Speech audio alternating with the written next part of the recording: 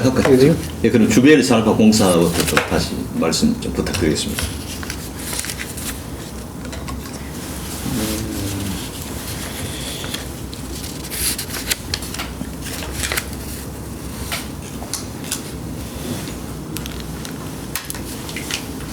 (1976) 년도에 이제 주베일 공사가 이제 이 낙찰되기 전에 이제 주베일 이제 낙찰에 들어간 게 우리가 9억 불이지만 최소가 14억 불인가 외국인 내가 듣기로는 하여튼 거의 20억 불에 가까운 것이 외국인들은 견적이고 예. 우리가 이제 9억 6천만 불인가 이렇게 됐고 그러니까 정부에서 전부 이렇게 이 입찰 가격을 세계 그 주베일 항의 입찰 가격을 비교해 가지고 외환 은행이고 근데 우리가 계약하려면 보증금을 내야 되거든요. 예. 입찰 보증 10% 예. 받고 그에 대한 저기를 지급 보증서를 내야 되는데 지급 보증을 다 안 해주는 거예요. 예. 우리나라도 마찬가지. 우리나라는 더 많을 것 없고 세계 홍콩이고 런던이고 지급 보증을 안 해준 거예요. 예. 왜냐하면 독일, 영국, 이 미국 이런 데서 20억 불에 가까운 공사를 우리는 10억 불에 소위 입찰했기 때문에 현대건설 아주 망하는 거죠. 예. 그 공사를 하면은 왜냐하면 선진국이 그 수년간 사우디를 우려먹었던 그런 저기에다가 그 예산을 20억 불을 다 아람코 저기 했는데 우리는 10억 불 전에 입찰을 했다면 누가 숫자로 믿어지겠어요? 그 방대한 것을 아까 조선소 35만 톤 그 평가를 못 하듯이 저게 12km 그 방대한 공사를 누가 평가를 한다는 것도 그 사이 뭐 불가능하니 뭐 어려운 거죠. 예. 그러니까 전부 반대하고 캐션만 다 들어있는데, 연간 뭐 이제 추진하고 오는 지급 보증을 은행에서 발급받기 위해서 런던, 홍콩 사방에 하여튼 뛰어다니고 우리 경리 개통 예. 재정 담당들은 그래서 결국은 이제 홍콩에서 저기 하고 런던하고 이렇게 해가지고 지급 보증을 띄었지만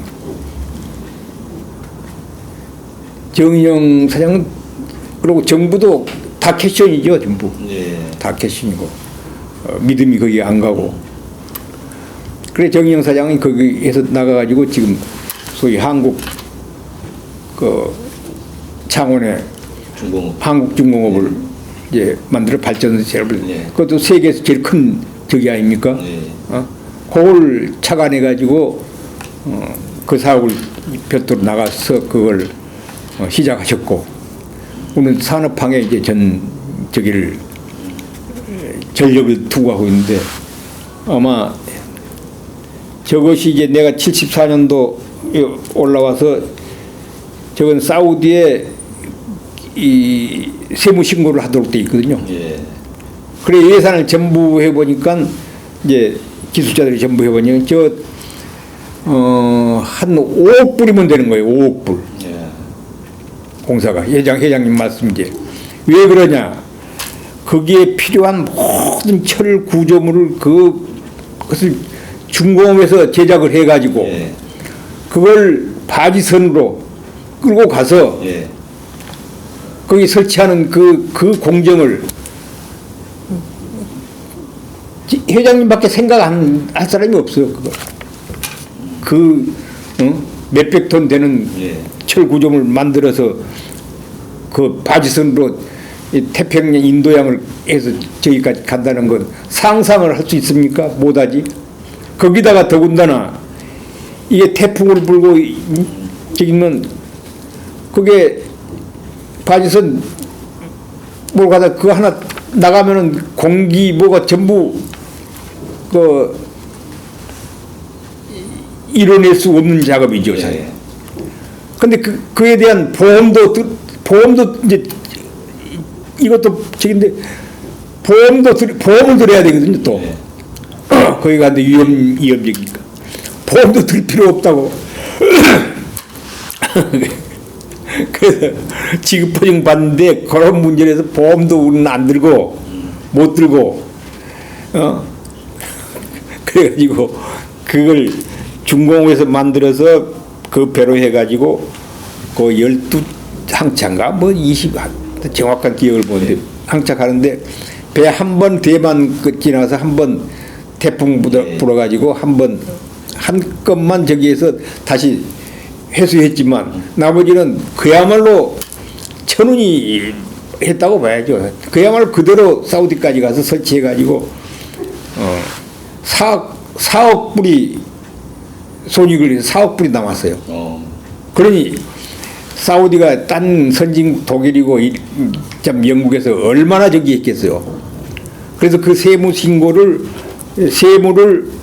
사우디에 보고를 해야 되는데 거기 이제 사우디 계리사하고 소위 CPA하고 이제 나하고 이렇게 해서 그 CPA가 확인을 해야만이 이제 사우디에 보고가 억셉 세무서에 국세 소위 그래 이제 그것을 여기 세무서하고 내가 팀을 만들어서 여기 모든 서류를 해가지고 거기에 이 중공업으로 현대 중공업으로 중공업에 우리가 하도급 주는 걸로 계산해가지고 거기에 억셉트 해가지고 그걸 이제 그 자금이 이익이 중공업에 다 갔습니다. 그래서 중공업에 그 당시 국민투자기금으로 2%인가 뭐 이 차관을 이 대출을 받아가지고 중공업이 국민투자자금으로 중공업을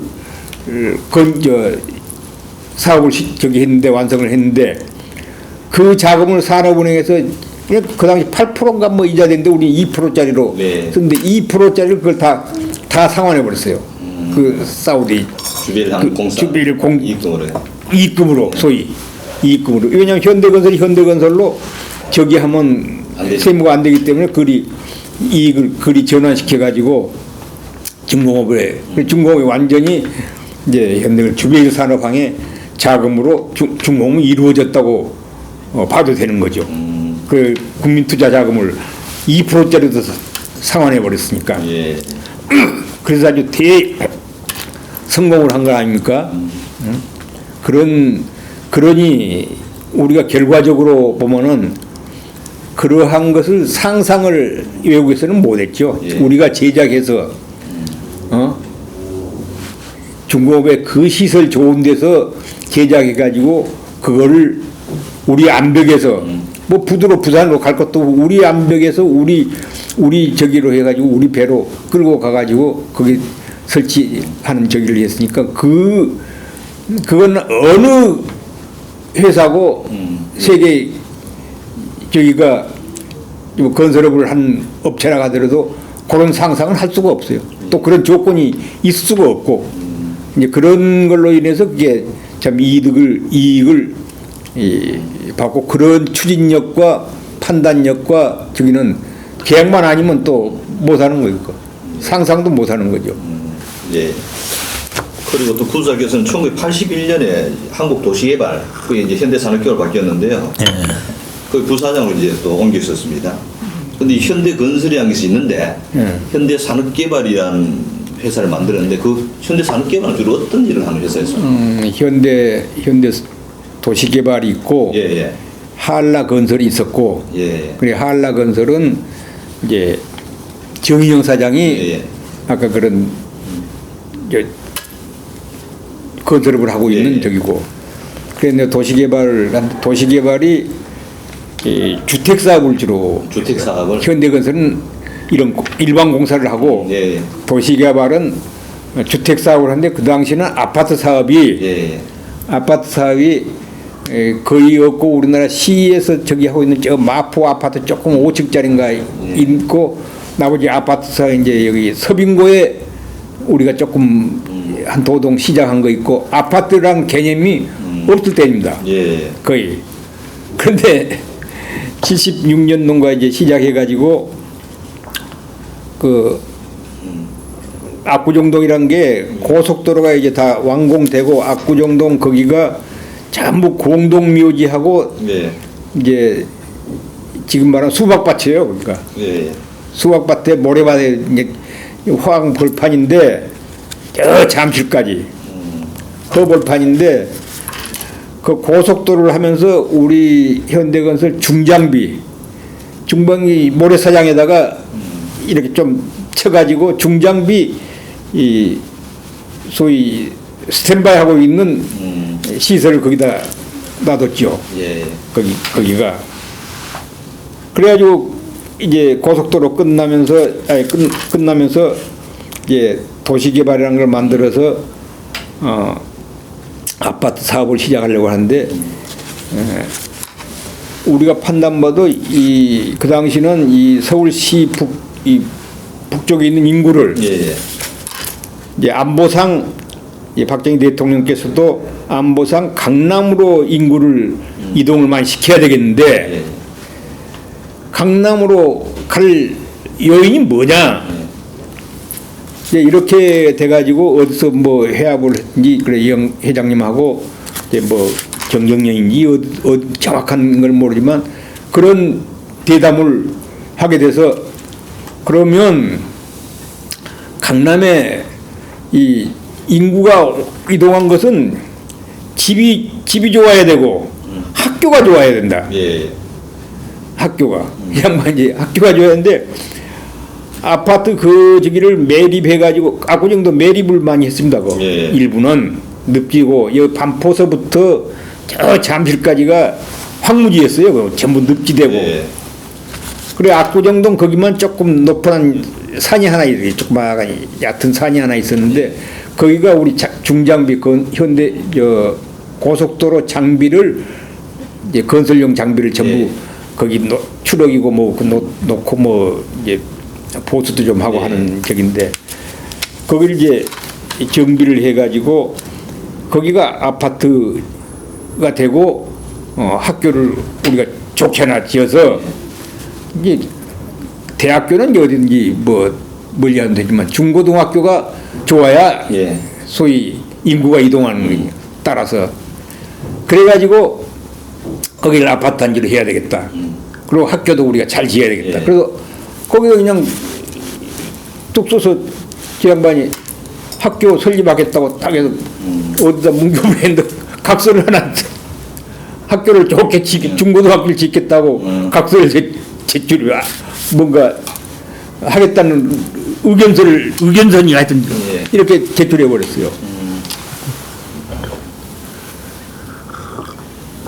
그래 아파트를 좀 앞에 시작했는데 다 좋아해 가지고 아파트 그쪽이 다 좋다고 그래 가지고 주택값이 막 올라갔단 말이에요. 네. 그래 전부 이게 조그맣게 몇 개 세동인가 이걸 지었는데 거기를 다 달라고 해 가지고 그 당시는 자유적이니까 온 대로 그냥 했는데 특히 관료들이 그쪽 강남으로 가겠다고 이렇게 해가지고 안목이 있는 사람들, 예. 소위 안목이 있는 사람, 해외도 돌아다니고 아파트를 안 사람들이 근데 다 상당한 수준들이요. 예. 그래 계약해줬다고 해다. 그래 집값이 막 올라간 거예요. 예. 그래서 이제 그게 소위 현대 아파트 사건이 돼버린 겁니다. 그 특혜로 다 이렇게 줬단 말이에요.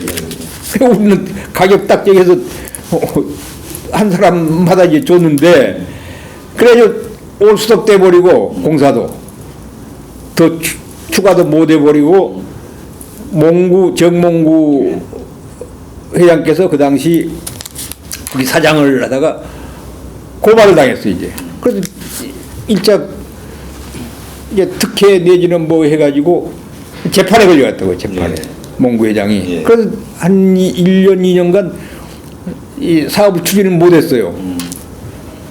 그러다 이제 아파트 사업이란 게 개념이 점점 이제 어떤 간에 몇 개는 됐기 때문에 아파트라는 개념을 알게 됐다고요. 국민들이. 그래가지고 그걸 풀어서 아파트 사업을 해야 되잖아요. 현대건설은 기타 사업으로 이제 중동이고 막 저기니까. 아 그래 답은 나더러 가서 몽구회장 재판을 잘 처리하고 예. 아파트 사업에 반납을 해버렸으니까 예. 아파트 사업권을 예. 그걸 찾아서 그 압구정동을 개발해라 말이에요. 창업자께서 이제 그렇게 주문하시는. 예, 그래가지고 토지개발 이제 사장으로 갔어요. 예. 사장으로, 근데 부사장으로 이제 예. 상무를 하다가 이제 나는 전무를 못 해보고 그게인데 이제 부사장으로 거기 가가지고 이제 그걸 하려고 하니까 서울시고 전북건설부고 참 좀 암담하죠. 아파트 지역은 좋다고 하지 법적으로 걸려있는 그런 많지 어디마다 걸린 데는 전부 공무원들하고 거기 들어온 사람하고 악유가 생겨있지. 그래 그걸 이제 해결하고 아파트 사업을 추진하려고 그쪽에 가서 이제 그걸 해결하고 어찌 됐든 이제 해결하고 아파트 사업을 다시 따서 다시 회복해 가지고 이제 아파트 사업을 시작을 했어요. 그래 구현대가 이제 일부 좀 있을 때고 그래 구현대 개발하고 신현대는 전부 신현대 쪽은 그 전철도는 그때는 계획도 없으니까 전철 이쪽은 전부 저 늪지하고 배밭하고 돼지 우리하고 뭐 험악한 겁니다. 지금 현재 제일 좋다는 이 압구정동 아파트가 험악한 것을 매입을 해가지고 또 이제 현대 단지를 개발해서 거기가 현대 아파트만 5,500세대예요. 그러니까 그걸 이제 마무리해서 그걸 다 개발을 완료를 했죠. 그리고 또 그 이후에 보니까 또 인천 제철로 또 자리를 옮겨셔가지고 또 부산했는데 그 인천 제철을 설립하게 된 동기는 어떤 것이었습니까? 인천 제철을 설립한 게 아니고 대한중공업이라고 해서 관리기업체 해가지고 그 당시 혁명정부의 송효찬 참모총장 아세요 혹시? 예. 그 양반이 인천제철 사장을 했습니다. 그때 76년인가 이제 산업은행 관리기업체로 돼가지고 산업은행에서 이제 저긴데 관리를 하고 있는데 그게 부실기업이거든요. 그 당시 어떻게 관리했는지 그냥 노후화되고 그래 이제 저기 하면서 76년대 그걸 우리 산업은행 이제 그걸 참여도 했죠. 그걸 산업은행 가서 그걸 불알 맡은 게 우리가 현대건설이. 왜냐면 아까 세멘트랬지 철근이니까 그 건설업의 절대적인 이제 두 가지가 이제 저기니까 그걸 인천제철을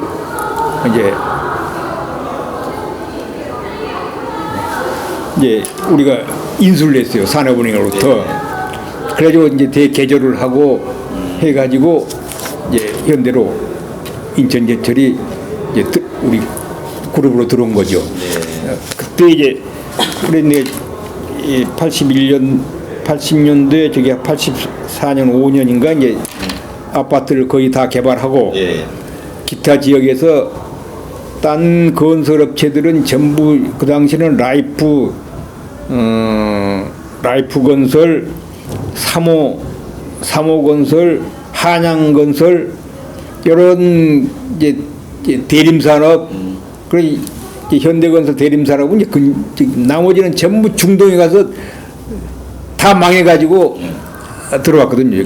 그래 그 사업체는 없어져 버렸잖아요. 거의 그 당시에는 아파트 사업을 엄청나게 잘했는데 그래 나도 이제 전부 각 지역에 개발을 5년간 해서 5년간 엄청나게 아파트 저기하고 아파트 사업한 우리만이 아마 건설업체 중에서는 그 당시 현대건설보다 자본력이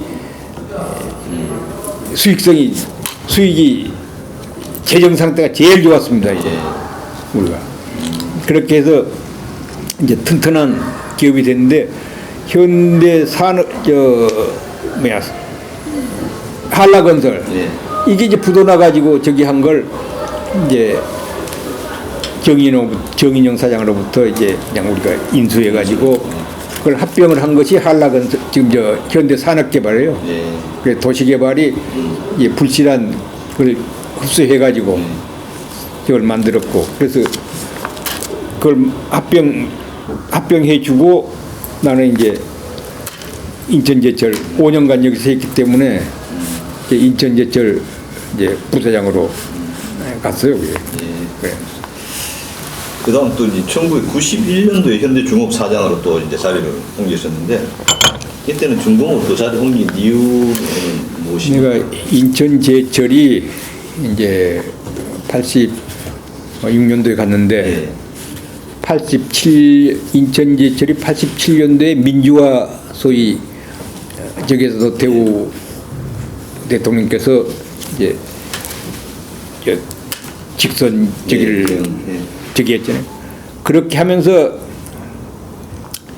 이 노사 문제가 예. 이 경인 지역이 제일 심했습니다. 예. 경인 지역이. 그 경인 지역 중에서도 관리 기업체로 오래 있던 인천제철이 인천에서는 제일 좀 하드한 기업체거든요.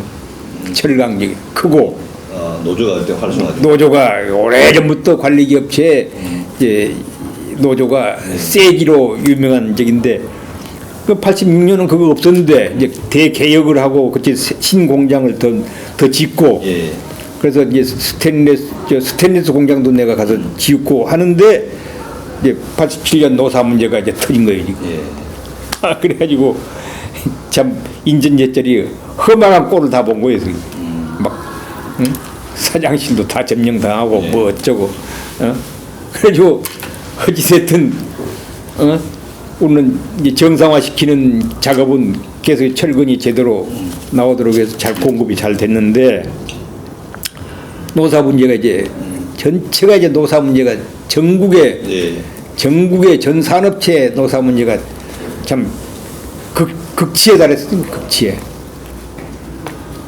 그래가지고 인천제철 이제 노사 문제를 해결하고 좀 조용해져서 이제 공장도 새로 증설한 것도 다 안정이 되고 그래서 좀 숨을 쉬려고 하니까 소위 이제 나로서 숨 좀 쉬려고 하니까 이제 노사 문제가 어디로 갔냐면 바로 울산으로 간 겁니다.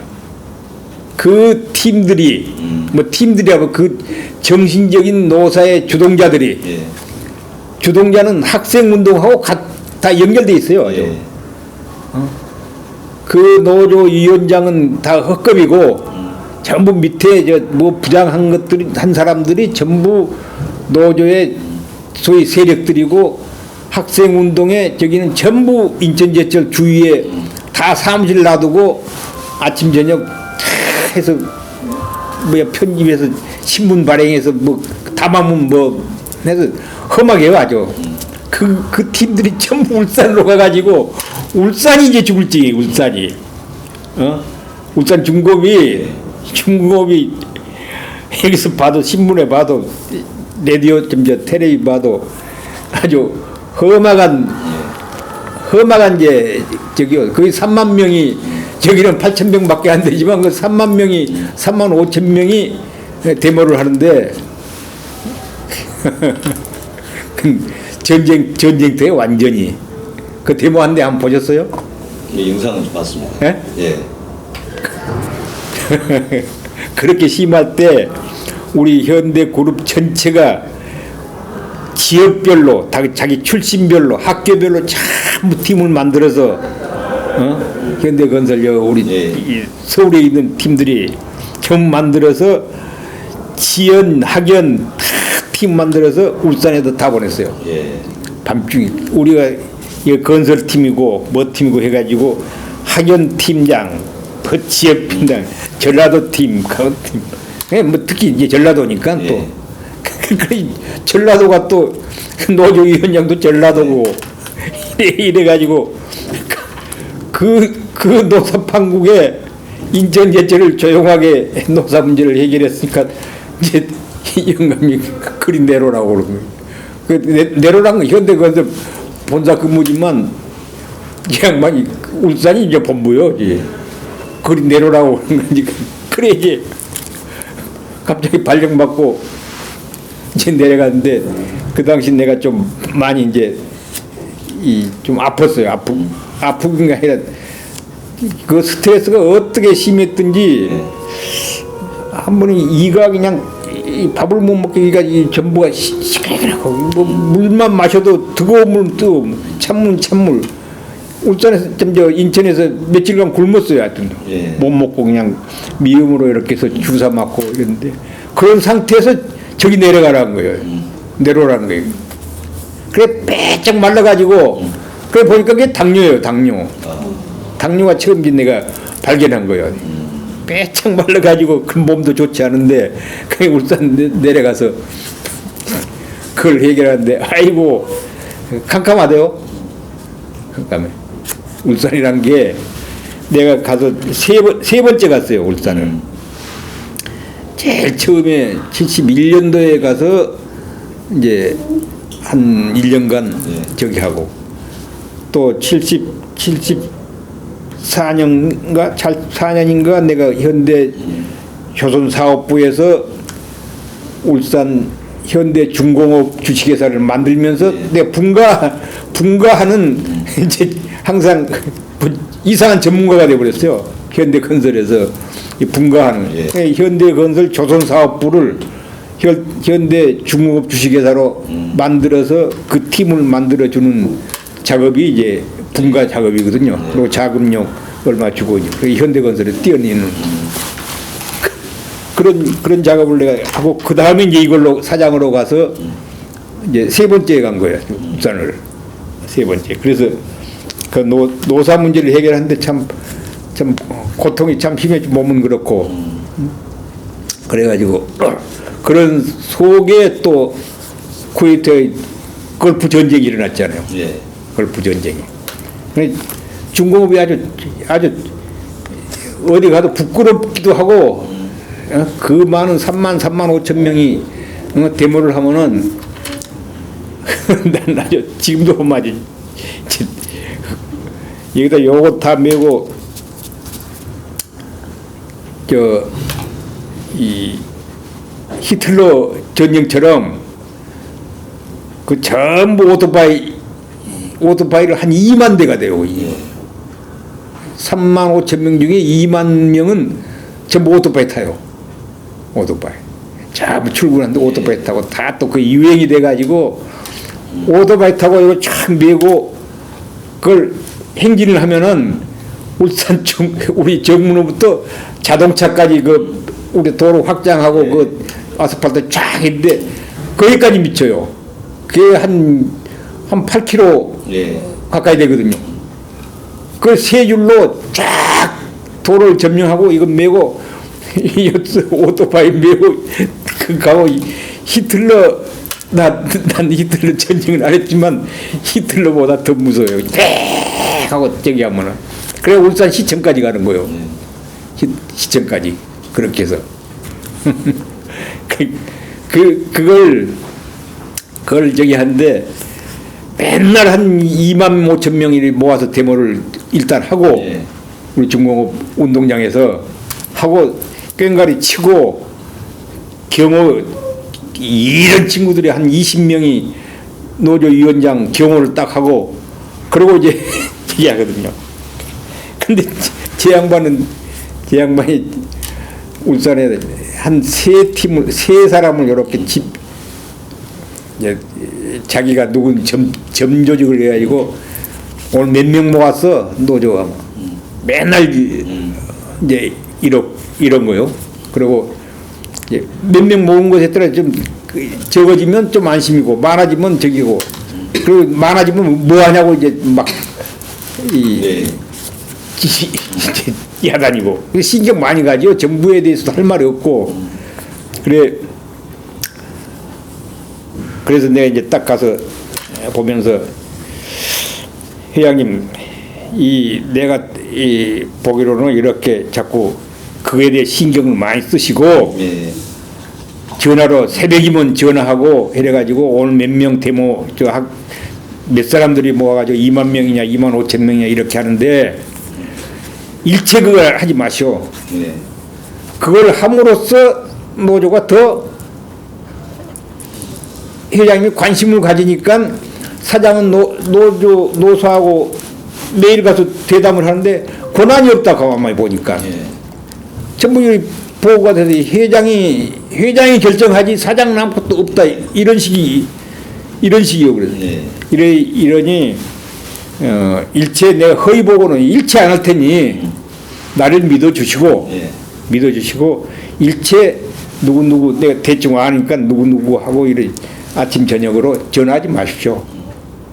내가 전화를 아침이면 드리겠습니다. 내 말만 믿어주시고 일체 전화를 하지 말고. 그렇게 해서 전화를 끊었어요. 이제 전화를 이렇게 울산에서 서울에서 맨날 지시하고 어쩌고 하는 거 끊고. 그래 노조도 그걸 정보들이 전부 내 거동을 전부 보고 연구합니다. 제 한 라인 어떻게 한지도 다 알고 저놈들이. 그래서 그렇게 하고 노사 회의에 가면은 좀 분위기가 달라요. 내가 결정하고 이렇게 한다 하면은 이제 말이 먹혀 들어가요. 예. 그렇게 해서 그런 식으로 계속 하고 참 내 부인도 총동원해서 노조 간부들 부인들 쫓아다니고 집에 저녁이면 가고 저 노조 위원장은 만날 수가 없어요. 만날 수가. 전부 경호하고 저 집을 다 감시합니다. 노조 위원장도. 그러니까 노조 위원장은 어떤 의미는 좀 헛개비예요. 그리고 전부 기획실장 이 사람들이 전부 관장하고 있지. 예. 그래서 그래도 노조 위원장하고 이렇게 해서 참 그 노조하고 이 얘기한 건데 에피소드가 좀 많은데 참 이 들어보면 아무것도 아닌데 예. 할 때는 한층의 전쟁의 이 회담하고 마찬가지거든 저게. 예.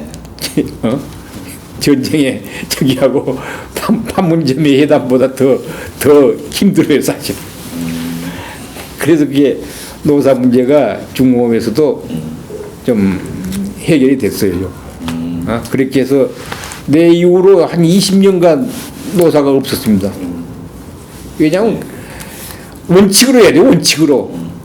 노조하고 이명 계약하고 뭐 하면 뭐 어쩌고 딱 끌려가면은 그래 소위 좀 얘기하자면 기타 삼성이고 전부하고 현대중공업 것만 해결되면은 그거 다 가지고 가서 자기들 그것보다 좀 플러스 알파 해주면 조용한 거요. 현대중공업 것만. 현대자동차도 마찬가지예요. 예.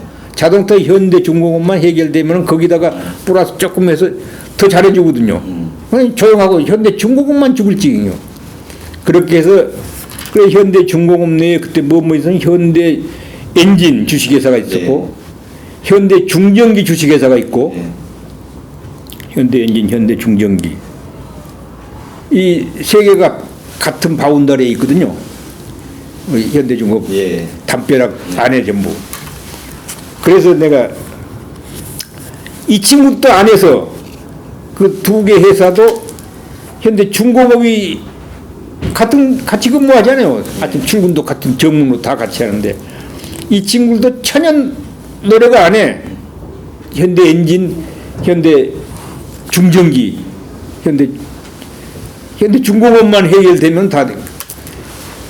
그리고 그걸 나보고 이게 사장들 다 모아놓고 항상 내가 주관해서 하라고 그러는데 그럴 바에는 더 복잡하니 세 개를 하나로 통합시킵시다. 회사를. 통합시킵시다. 그렇게 해서 현대중전기, 현대엔진을 현대중공업으로 통합된 겁니다. 노사 문제 내가 이제 해결하려면 그게 전부 안에서 각자 해가지고 내 것만 갖다 따먹으니까 그러니까 더 해결이 안 돼요. 우리는 더 어렵고. 그리고 저쪽에다 바람을 살짝 넣었거든요 또. 현대중공업에서. 그게 한 통일체로 해야지. 그래서 영감 보고 저 세 개 회사를 하나로 현대중공업으로 해서 중장기 사업부, 엔진 사업부 이렇게 해서 이 현대중공업으로 하나의 회사로 그래서 그게 없애고 회사 없애고 사업부로 한 겁니다. 현대중공업. 예. 그렇게 해서 이제 중공업의 노사 문제를 해결했어요. 그거. 그 이제 노사 문제를 해결하시자마자 뭐 일단 중공업 사장님이 91년도 되셨는데 또 이 91년도는 또 묘하게 나중에 질문하려고 그랬는데 일단 네. 창업자의 정치 참여와 맞물려 있는 시기 아닙니까? 중공업에 예. 저기 그 뭐인데 매주 내려오시거든요. 예. 매주 내려서 이제 영빈관에서 둘이 이제 아침은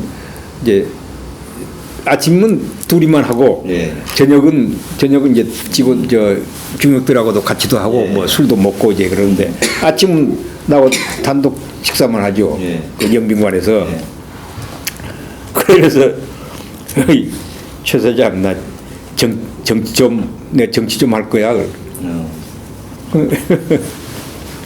무슨 정치하지? 난 엉뚱하니까 이렇게 해서 당을 만들고 이러고 그랬어요. 아 그래서 얼른 옛날에 책 하나 읽은 게 이 일본의 마쓰시다 요노스케가 지금 내셔널이죠. 예. 내셔널 그 회장께서 정경 학숙인가 예. 정경의숙. 의숙인가 예. 그걸 만들어서 일본의 정치 소위 학원 예. 정치 학원을 한 것을 옛날 그 읽은 거 있거든요. 읽어본 경험이 있어. 그 양반 이거 정치하고 관계 없을 때 예. 이제 그 마시다를 읽으면서 그 책이 좋잖아요. 그 예, 예. 경영에 대해서 저기 하는 거. 그래서 이런 일본에서는 이런 우리보다 선진국이 정치에 나야 정치를 잘 모르고 내각제고 뭐고 그래서 정치 지망생들을 키우고 하는 게 참 그 훌륭한 생각이다 말이지. 장기적으로 국가를 보는 네. 안목이 있다 그래. 아 그래 난 기억만 그런 얘기를 할 정치에 대해서는 나도 잘 모르고 또 별 관심도 나는 안 가지니까 또 내가 싫어하고 예. 소위 말한 정치를 내가 제일 싫어하면 제일 말에 신용이 없는 사람이 정치인이기 때문에 나는 좀 죄송하지만 나는 말하면 지키는 사람이고 이것이 내 소위 최수율이 내 어떤 적인데 정치를 싫어하는 사람인데 정치를 한다고 그래서 들어보니까 우리가 이제 핍박을 많이 받고 예. 정치에 예. 현대가 핍박을 많이 받았습니다. 또 정경련 회장을 하면서 옳은 소리를 하고 하면은 정부에 대해서 거리낌 없이 말을 하신 분이거든요. 예. 정경련을 뭐래. 그래 그런 의미에 정경련에서 정부에 대해서 무슨 건의보다도 막 비판을 하고 하면은 기획원이고 어디 상황 보고 예를 들면 어디 들어가면은 정경련은 그런 인물이 없는데 현대에서 다 이런 것을 만들어서 제 양반한테 얘기해가지고 거기서 종합해가지고 정경련을 입을 통해서 정부에 소위 얘기한다 하는 것이 관료들의 생각이에요. 그래서 우리 들어가면 당신들이 그렇지. 그래 핀잔님이 우리한테. 그런데 그런 경우를 오랫동안 우리가 좀 받았거든요. 정경련 회장을 3대 4대가 했잖아요. 그래 정경련 이 양반이 말을 주위에서 합니까? 대통령하고 막 저기 하고 장관 남도구 장관 같은 막 본인한테 대고도 얘기한 정도고 또 잘할 때는 기가 막히게 잘하면서 막 말을 쏟아붓는 사람이라고요. 그래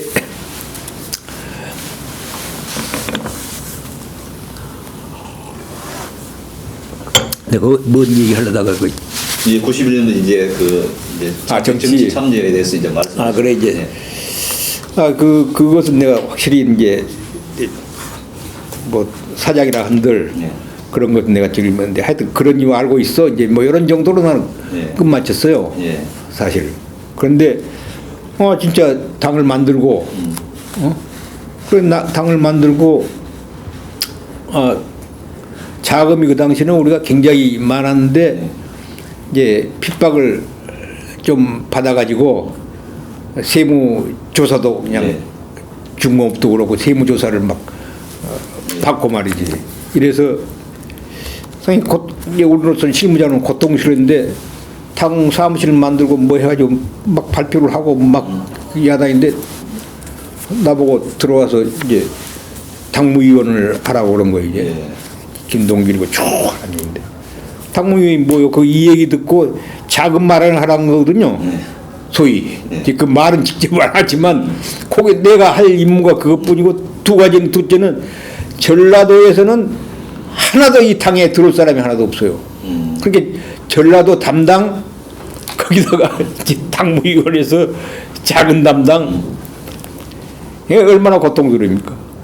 그럼 매일 가면 당무위원 아침에 회의하고 막 김동길이고 누구고 그냥 막 쏟아붓고 그러기 전에 이제 들어가서 당 총재 들어가서 몇 마디 얘기 듣고 당무위원 저 끝에 앉아서 듣고 그다음에 자금 마련할 것 좀 준비하고 그런데